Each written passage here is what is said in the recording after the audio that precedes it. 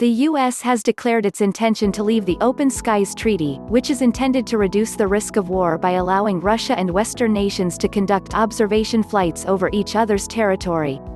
Washington informed the other 33 parties to the treaty of its intention to deliver a formal 6-month notice of withdrawal on Friday, accusing Russia of violations.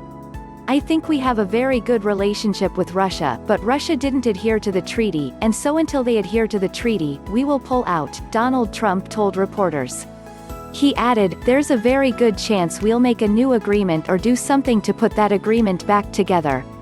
In a written statement, the Secretary of State Mike Pompeo said the U.S. could reconsider its withdrawal during the 6-month notice period should Russia return to full compliance with the treaty. Moscow denies being in violation of the agreement. By starting the 6-month notice period now, the administration ensures that, even if Donald Trump loses the election in November, the U.S. will have left the treaty before a Biden administration takes office. The timing of the Trump administration's decision to withdraw is clearly tied to the political calendar, said Bob Menendez, the ranking Democrat on the Senate Foreign Relations Committee. By rushing this abrupt withdrawal, it is clear the Trump administration is attempting to bind a future administration from participation in this long-standing and valuable treaty for our nation. America's European allies are keen to keep the treaty going. They have benefited from the more than 1,500 overflights carried out under the OST, allowing them to observe Russian military movements, and see it as a remaining element of international cohesion and transparency. "The writing has been on the wall for a long time," a European diplomat said, adding it was still disappointing. The OST is the third arms control agreement Trump has left. He took the U.S. out of the Iran nuclear deal in 2018, and the Intermediate Range Nuclear Forces Treaty in 2019. There are fears for the future of the last treaty limiting U.S. and Russian strategic nuclear weapons, New START, which is due to expire in February next year, and the Comprehensive Test Ban Treaty, which the U.S. has signed, observing a voluntary moratorium on nuclear tests but not ratified. It is unclear how Russia will respond to U.S. withdrawal. They will now be able to fly over U.S. bases in Europe, but the U.S. will no longer be allowed to overfly Russia. Under the 2020 Defense Spending Act, the administration is supposed to explain to Congress how leaving OST serves U.S. security interests and give assurances that Washington has consulted its partners 120 days before serving formal notice of withdrawal. Reckless deal wrecking and the collapse of U.S. leadership continues, Kingston Reef, Director for Disarmament and Threat Reduction Policy at the Arms Control Association said. "The treaty benefits U.S. and European security. Our allies value it and don't want us to leave.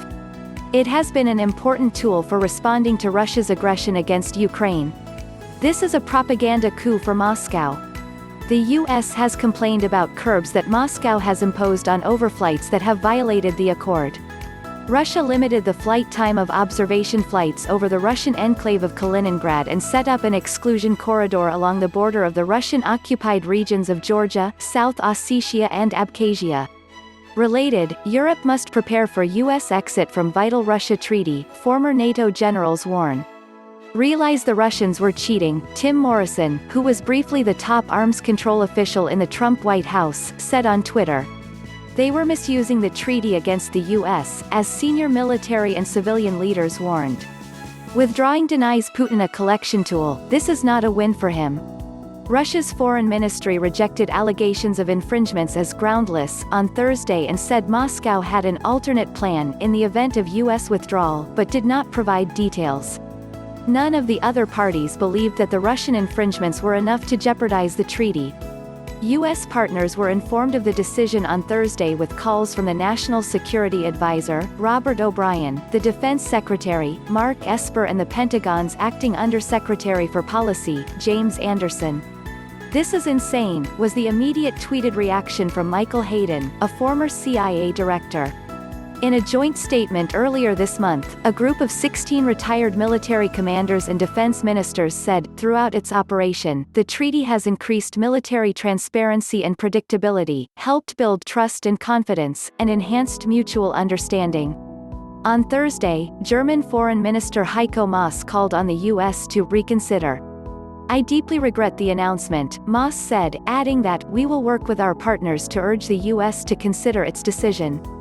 He also said that Germany, along with France, Poland and Britain, had repeatedly explained to Washington that the difficulties on the Russian side in recent years did not justify pulling out.